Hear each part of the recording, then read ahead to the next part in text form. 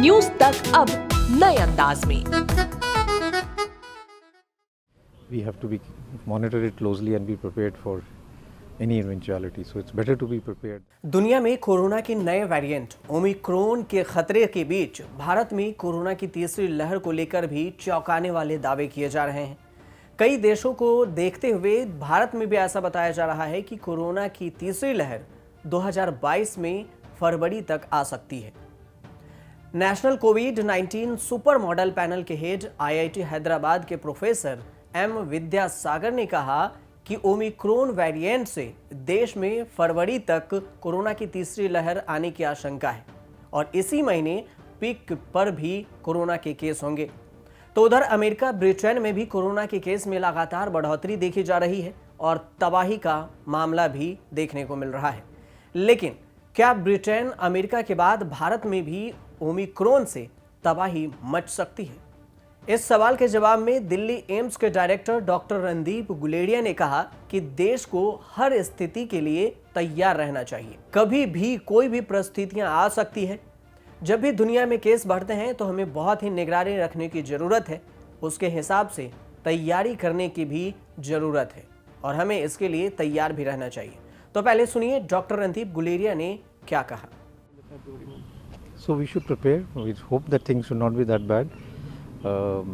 We need more data because data is still not there and the cases are still few. But whenever there is a surge happening in other parts of the world, we have to monitor it closely and be prepared for any eventuality. So it's better to be prepared. आपको बता दें कि professor M Vidyasagar ने 18 दिसंबर को कहा था कि देश में कोरोना की तीसरी लहर फरवरी में अपनी पीक पर होगी। हालांकि यह सेकेंड वेव जितना खतरनाक नहीं होगी। फरवरी में नए मरीज भी दूसरी लहर की अपेक्षा कम होंगे। पहले से वैक्सीनेशन के चलते ये उतनी प्रभावी नहीं होगी, लेकिन तीसरी लहर आएगी जरूर। जैसे ही ओमिक्रॉन डेल्टा की जगह लेने लगेगा, आंकड़ों में तेजी देखने को मिलेगी, यानी आंकड़े बढ़ सकते हैं। तो वहीं विश्व स्वास्थ्य संगठन की अगर माने तो बार बार विश्व स्वास्थ्य संगठन लोगों को चेता चुका है और ये भी बता चुका है कि ओमिक्रॉन डेल्टा से ज्यादा खतरनाक है और जल्दी ये फैलता है, यानी लोगों में संक्रमण की रफ्तार डेल्टा के मुकाबले इसकी ज्यादा है।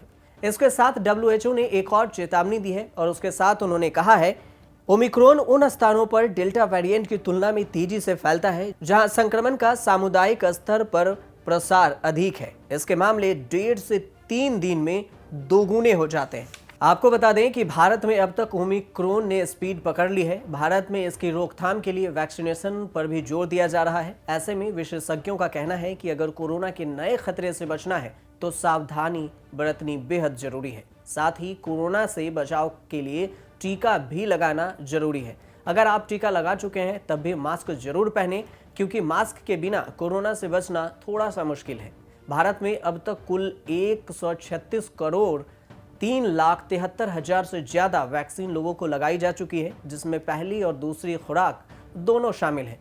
इसके बावजूद देश में ओमिक्रॉन के मामले 150 से ज्यादा हो गए हैं। तो वहीं देश भर में कोरोना के कुल मामलों की बात करें तो 3,47,40,000 से ज्यादा हो गई है और 4,77,000 से ज्यादा लोगों की कोरोना से मौत भी हो चुकी है। इसलिए ओमिक्रॉन हो या फिर इससे पहले आए हुए डेल्टा वेरिएंट, फिलहाल ओमिक्रॉन से बचने के लिए आपको मास्क और वैक्सीन बेहद जरूरी है। सावधान रहें, मास्क लगाएं और सोशल डिस्टेंसिंग का भी पालन करें। देखते रहिए न्यूज़ तक।